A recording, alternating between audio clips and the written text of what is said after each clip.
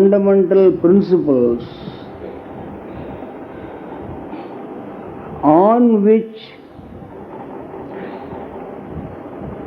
the highest form of meditation is to be practiced according to the yoga system of Patanjali, which, as I mentioned yesterday, is a practical application of the basic philosophical foundations of Sankhya philosophy. I also said that these basic principles enumerated by the Sankhya philosophy agree with the doctrine of the Vedanta philosophy so far as the categorization of these principles is concerned. And I am repeating what I told you yesterday, that scriptures which are wholly Vedantic in their nature, like the Bhagavad Gita, the Mahabharata and the Manusmriti, entirely accept, wholly accommodate themselves to the principles of the Sankhya as it enumerates, about which I mentioned to you only very little, namely the position of an all-knowing consciousness which is named Purusha according to the Sankhya, or you may call it by any other name. What is intended is an all-comprehensive awareness that is commensurate with the all-comprehensive material base which is known as the Prakriti. Now, I stopped yesterday with the mentioning of three important principles which are all cosmic in their nature, namely an all-knowing consciousness, an all-inclusive material substance called Prakriti, and a dominating universalized consciousness operating through the medium of this ultimate material substance called Prakriti, that being called in the language of Sankhya Mahat, or great consciousness, which is all-knowing, all-powerful and present everywhere. When it becomes self-conscious, it becomes I am the supreme inclusiveness. It assumes a new form of affirmation, not the generalized omnipresence of the Mahat Tattva, but the specially affirmed aspect of it. In Sanskrit, according to the Sankhya, this particular affirmative universal being is known as Ahankara. It is unfortunate that the same word Ahankara is used for the universal self-affirmative consciousness as well as the egoism of human nature. They could have found some other better word. I don't know why the same word is used to indicate two different things altogether. However, now I ended yesterday by saying that this self-affirming universal existence suddenly assumes a threefold, tripartite character, objectively known as Adhibhuta, subjectively known as Adhyatma, and positing as an intervening principle between the subjective side and the objective side a divine operative power known as Adhidaiva. There is a superintending divinity taking care of the functions of the sense organs. All the 5 senses of knowledge and the 5 organs of action, 10 in number, all which are supposed to be guided, operated by some unknown divinity of which we have absolutely no knowledge.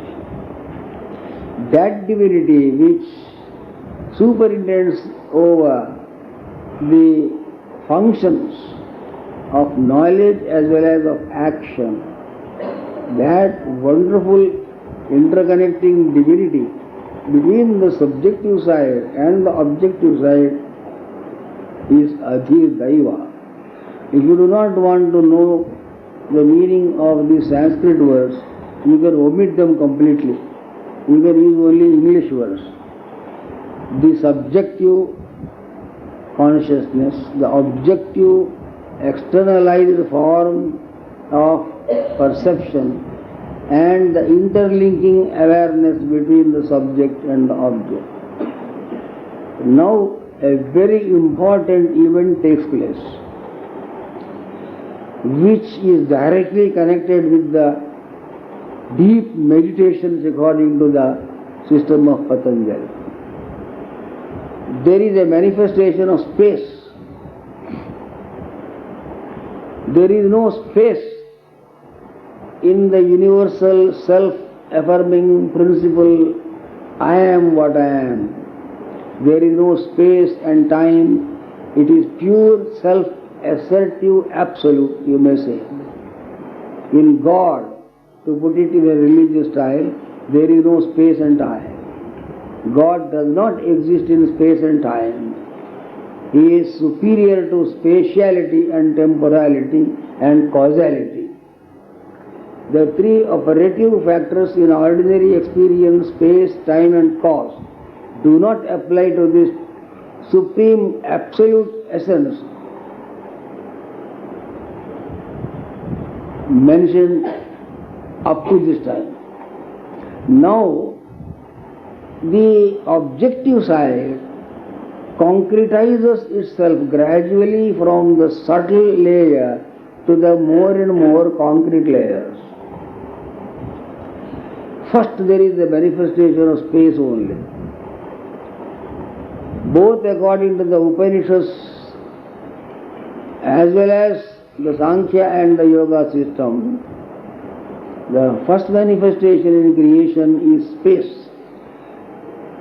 In the Taittiriya Upanishad, wherein we have an enumeration of cosmology, it is said, Tasmadva etasmad atmana akasha sambhutaha.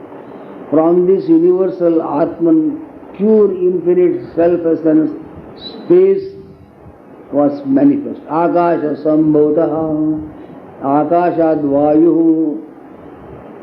There was a vibration suddenly which took place in the empty space as it were, and that vibration took the form of what you call air. Vayu Agni. This vibration intensely taking place in the movement of air caused friction, and it generated heat, which is called fire. Agni Rapaha. The condensation of the heat slowly, gradually down to the further lower levels becomes liquefied in the form of water. Adhya Prithvi. Solidified liquid becomes earth principle. These elements, space or sky as you call it, air, fire, water and earth, though they are called by different names and they appear to be entirely distinct substances, they are really not distinct in their essential nature. They are only gradational solidifications, concretizations and objectifications of one ultimate principle, space-time. When there is space, there is time also. So space-time is the origin of the externalized manifestation of the whole physical universe you call this world. We have come down to the earth principle now. Now, as I pointed out yesterday again, this body of ours also is constituted of these elements only. There is a physical earth principle in our body, there is water principle in our body, there is heat in our body, there is air inside our body, there is space also inside our body. So all the objectified universal elements mentioned are also the building bricks of this personal individuality also. If that is the case, why you regard these five elements as being outside you? You see space outside, but you do not see space inside. You see air and fire and heat and water and earth principle outside. You cannot believe that you are yourself made up of these five elements. Now starts meditation. I am coming to the grassroots and the brass tacks, as you call it, without going into the procedural details which I shall take up later on. The highest meditation commences now.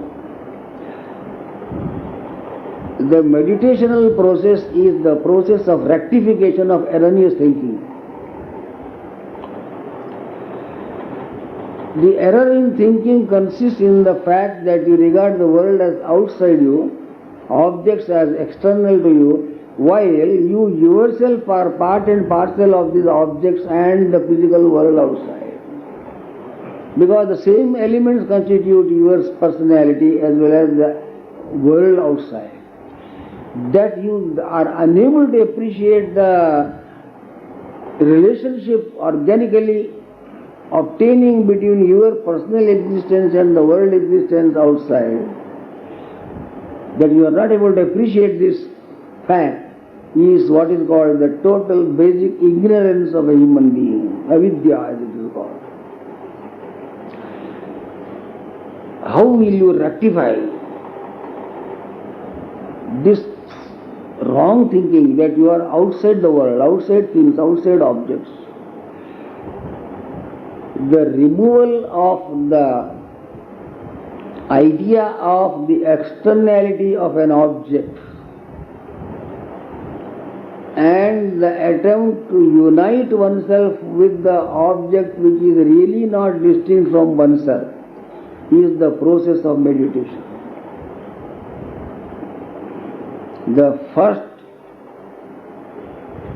meditation, which is known as samapatti or sometimes known as samadhi, according to the system of Patanjali, is a strenuous attempt on the part of this so-called individualized consciousness to feel itself as present in the objective world also.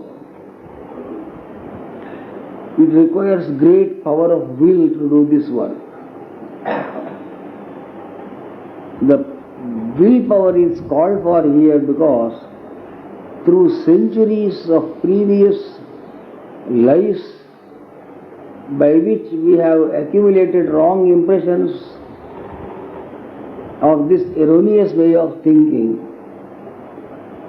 congealed in our present experience as a human individual isolated from all things outside, this impression prevents you from thinking in this manner. However much you may struggle to think that you are not actually different from the world substance, because the substance in you is the same as the world substance. You may hear it 100 times, but you will never be able to actually unite your consciousness with the existence of the world outside. The space that is apparently dividing you and the world outside prevents you from this attempt at unifying yourself with the world appearing to be outside. You feel that the world is outside, and also you feel that the world is in time. The world is in space and in time. You forget that you are also as an individual in space and in time. If both these so-called distinguishable aspects of subjectivity and objectivity are entirely involved in the space-time complex, there is a basic blunder in the root thinking itself in our personality. We are thinking in a topsy-turvy manner. The world is the subject rather than an object of perception, because of the fact that the so-called subjectivity of yourself, which you regard as very independent from everything else, is inseparable basically under deep analysis from the substance of the world. Can you feel intensely the possibility of your thinking in terms of this inseparability of your so-called personal existence with world existence? This is the first stage of meditation. I am confining myself purely to Patanjali's system, and I am not touching any other system of thought. So, according to this methodology prescribed in the system of Patanjali, the first union called Samapatti or Samadhi is the intensified affirmation of a consciousness which has to accommodate itself to the fact of its inseparability from world existence, because world existence includes the individual who imagines that he is isolatedly thinking the object. Do you catch what I am saying? No. Who is saying yes? The people who raise the hands are little outsiders. Those actually, the enrolled students don't raise the hand.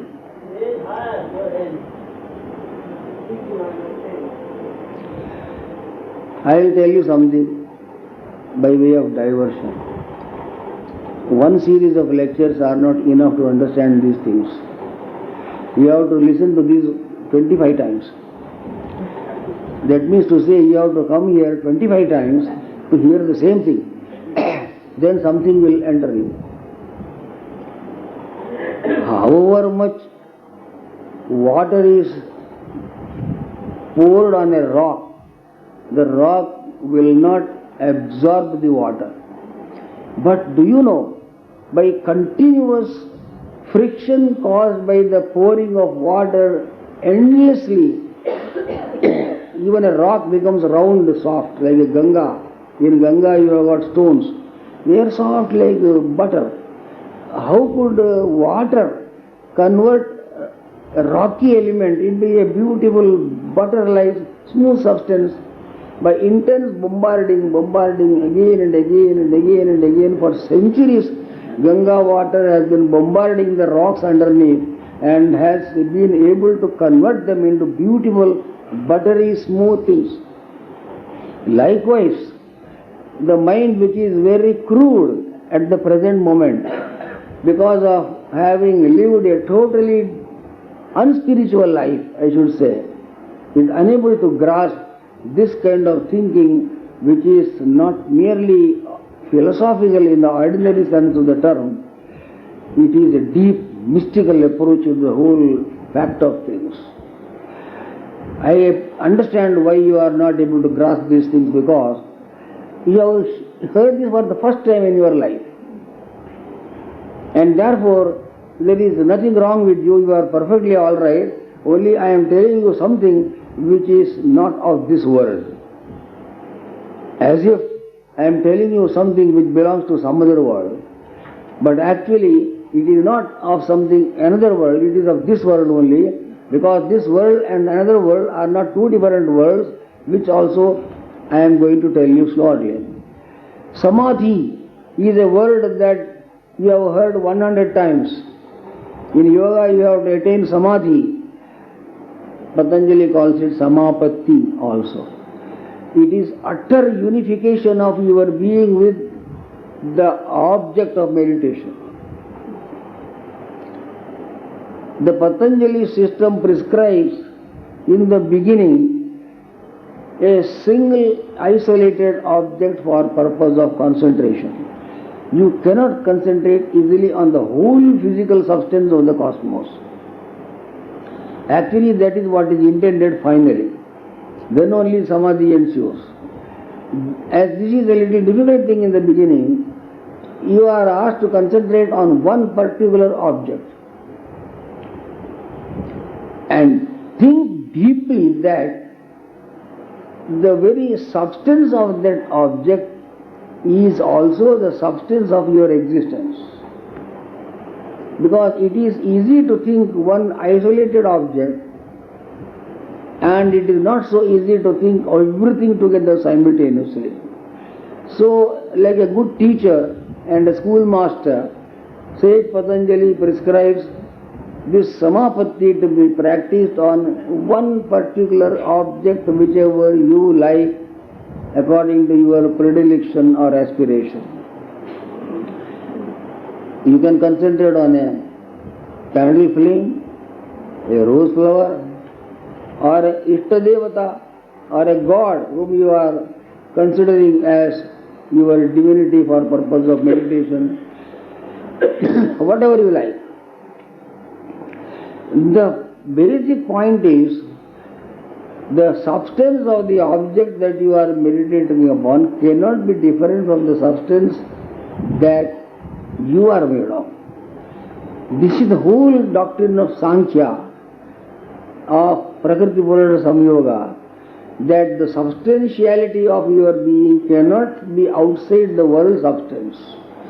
That you are unable to appreciate this fact is due to the interference of space-time, which you have to defy in your meditational process. How would you defy the interference of space and time in meditation? By becoming the object itself. Then there is no space between you and the object. What do you mean by this becoming the object? Analogically, by way of example, I will tell you, you are looking at something as if it is facing you. This is how you consider an object to be in front of you. Now it is up to you to convert it into a subject. You should enter into it in your deep thought in such a way that you think as the object would think. Your eyes should take a round about turn, placing the object not in front of you, but placing it parallel to you. The object should be side by side with you in the beginning stages. That is to say, the eyes of the object and the eyes of yourself are parallelly operating, and one is not looking at the other. This is first stage of removing the objectivity of the object so called and trying to turn it into the subjectivity which is its real nature. You must know that everything that we regard as an external object is also a subject from its own point of view. So you have to endeavor to bring about a rapprochement and unity with its own being, its selfhood, by first of all imagining that it is here, not there. It is by your side. It is parallelly observing the phenomenon of creation as you are observing it. Then you intensify your thought, it is coming nearer to me, nearer to me, nearer to me. It has touched me. It has entered me. It has partially become me. It has become 50% me. It has touched my heart. It has gone further. It has completely merged itself into me so that I am seeing through the eyes of the object. You are not seeing anything outside with your eyes. You are seeing the object through the eyes of the object. You have become the object. Therefore, the space or time factor which was separating you from yourself is abolished completely, because the question of space and time intervening does not arise, since that which appeared to be standing in front of you has become yourself. And who are you? Who is thinking now? That which you want to achieve is itself thinking. That which you want to call your God, that itself is thinking. That which you consider as your beloved object, that is thinking. You are not thinking because yourself has identified itself with the self of that object. So who is there finally? You are not there at all. That thing which you really want is there. Whatever be that thing, from the smallest to the highest. That which you really want is thinking, not you. Mesmerism, telepathic communication, distant healing, these things are all methods that adopt this very technique. That is why they are able to control the object. A person even in long distance, you may be London or America, does not matter. The telepathic communication is discharged in the manner of the procedure adopted. Distance does not count here, because distance is nothing but the operation of space and time. That exactly is the thing that you are trying to obviate. So let the person be in the stars. What does it matter? Because you have become the stars, or the thing that is in the stars, that which is in the United States, that which is in London or anywhere, then that object ceases to be away from you.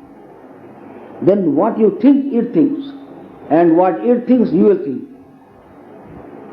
The commingling of these wonderful principles is explained by Patanjali in a very easily understandable example of two tanks of water.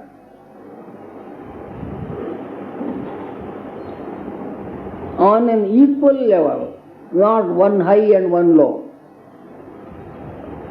The water of one tank moving towards another tank.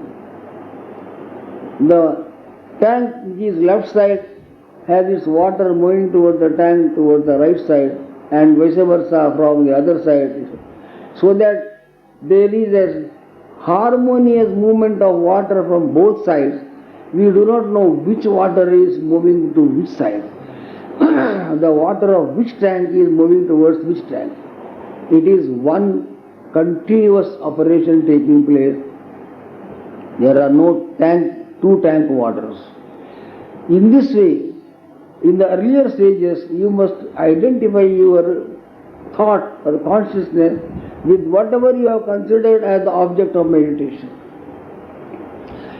This is samadhi in terms of the object that you have chosen. Samadhi is nothing but an identification of consciousness with consciousness, thing with thing, object with object, yourself with anything. So that the old habit of thinking in terms of that which is external ceases, and you think in terms of yourself only, but not the individual itself, but the self which is suffused with the existence of what you earlier called an object. So you have become me and I have become you. So two persons become one person, and we can think same thought afterwards. What I think, you think, and what you think, I think. This process enables you to conquer the distance supposedly existing between yourself and the other thing. So you are frightened. I want something and it is so far away. How will I get it? God is so many kilometers away, so many light years away. Don't you think like this?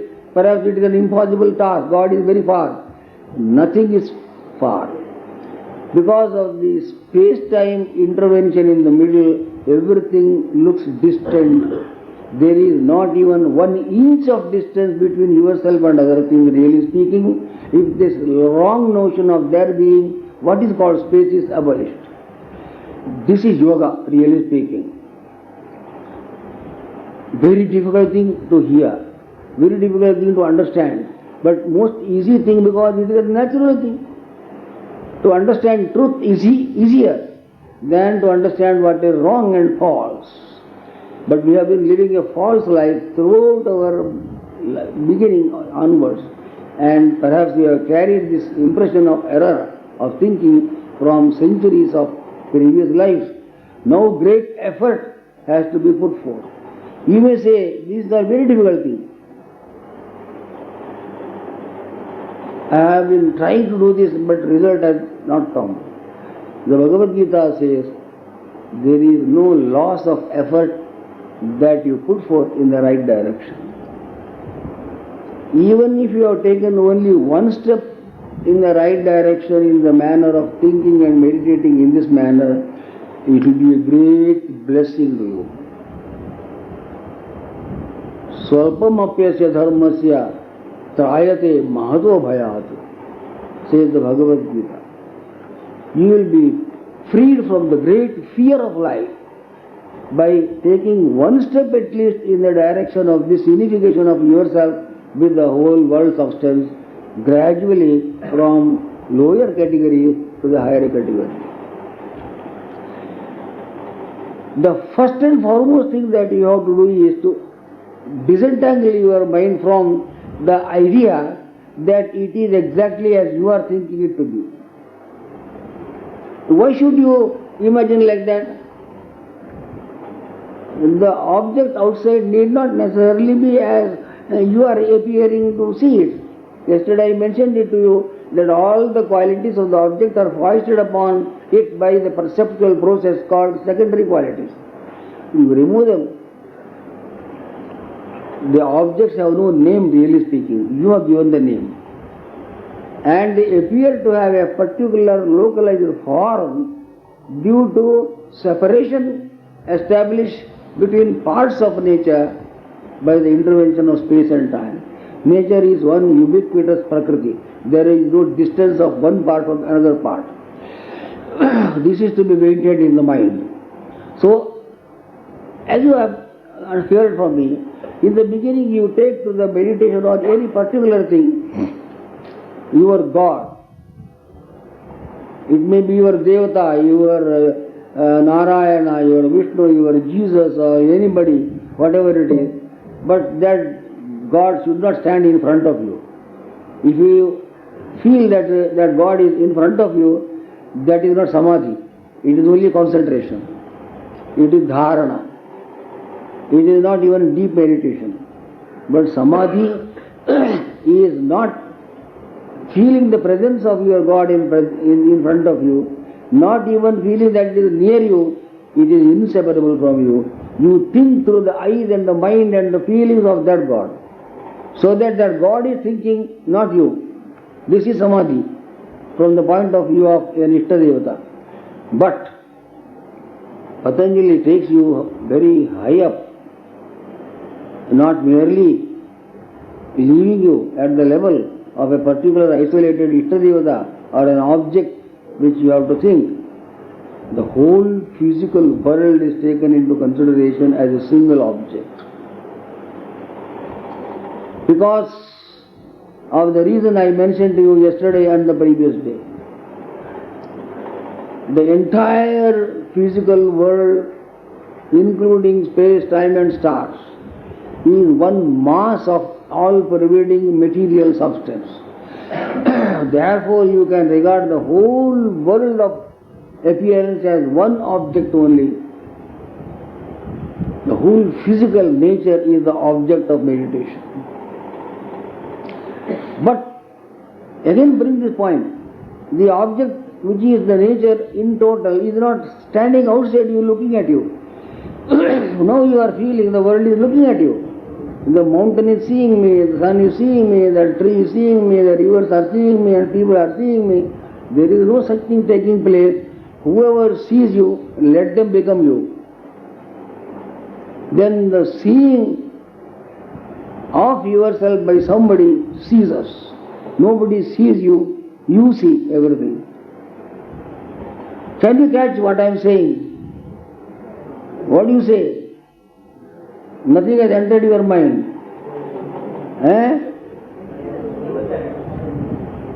I request Van Bihari Professor Ji to explain to them further what I am telling. And it looks very recondite, but I cannot help it because yoga is very difficult.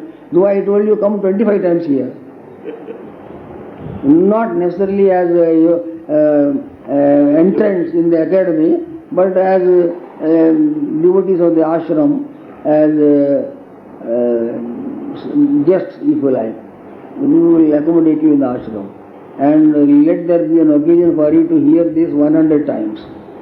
Then the rock will become smooth like a butter thin. And you will find so great joy in yourself. I have achieved what I want. I don't want anything in this world because I have got it. The thing has become me. It may be any little silly thing that is with you only. When you affirm a thing as having become one with you, you shall be sure that it will come to you.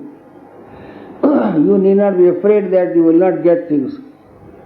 When you really ask for it in the manner mentioned, it shall come to you, because the whole world is with you. It is not away. The idea that it is outside you, away, far off, so many light years away, that prevents you from getting anything in the world. You look like a poor man. Really, you are the richest of the rich. Don't think that you are poor people. The whole world is at your back. Why at the back? It is with you. Why you are crying? Why you are weeping? Why do you say, I have got nothing? I am a poor fellow. Nobody cares for me. Don't say all these things. You will be cared for by the very sky, very heavens, very horizons will care for you.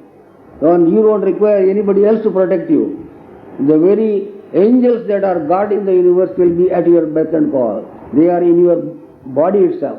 I mentioned to you, the divinities are controlling all the sense organs, even the very skin itself. Do you catch what I am saying? Or I am talking some nonsense? I am trying to decondition your mind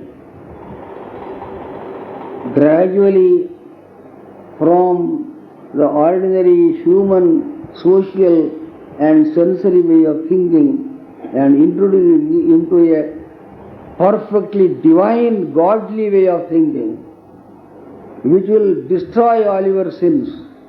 Even if you have committed any mistake, all the effects of these mistakes will be wiped out if you can think like this. Because truth triumphs, and this is the truth of things. Untruth will not succeed. And all that you are thinking in your mind is untruth. Therefore it does not succeed, you fail everywhere. If you maintain this truthfulness of the true nature of things as they call, you will lack nothing. You will be the wonderful sovereign of the world. You will be wondering, what is the Swami telling me? I am a poor fellow. I am telling you, you are not a poor fellow. You have got the very iron muscles of the whole universe. Because the gods of the universe are inside you. They are operating through you. But you are thinking they are external. So samadhi or samapatti is the subjectivization, so-called, of the objectified objects which you have been thinking as standing outside. Nothing is outside you, not even a tree. Then what to talk of God? The God that you think of in your mind, in whatever manner, also is with you, beside you, in you, and yourself. Whoever thinks in this manner, that person shall be provided with everything, whatever you can conceive. Here is a verse from the Bhagavad Gita, Ananyas Chintayanto Mam Yejana Pradyupasade Tesham Nityabhyuktanam Yogakshamam Vahamyam. Everything that you need will be provided to you, not tomorrow, today itself. If your mind is united with that endless, resourceful, universal content which is inseparable from you, don't say it is outside you. Remove this slogan, far away, everything out, far away. Nothing is outside. The samadhi that is spoken of in the yoga system is nothing but the removal of the idea that things are far away. They are not even 1 millimeter away from you. They are having no distance of spatial nature between you and anything. This is samadhi, the first initial stage. Various stages of samadhi are there which will stun you. I don't know whether it is proper for me to stun you again and again, more and more, or it is enough to stun. I have given you a shock, and that shock is removed, will suffice to remove all your sins and errors that you have committed. Even at this moment you have heard something which is like nectar falling on your head, and that nectar will remove all your sins. Believe today that all your sins are destroyed. You are not a papi. You are a soul. You are a spiritual aspirant. You are a potential divinity in you. Just now start thinking like that, and you will be that. Don't distrust me. Whatever I say is correct. Do you believe? No. Today I shall conclude with this. I will continue this subject again. Hari Om. God bless you.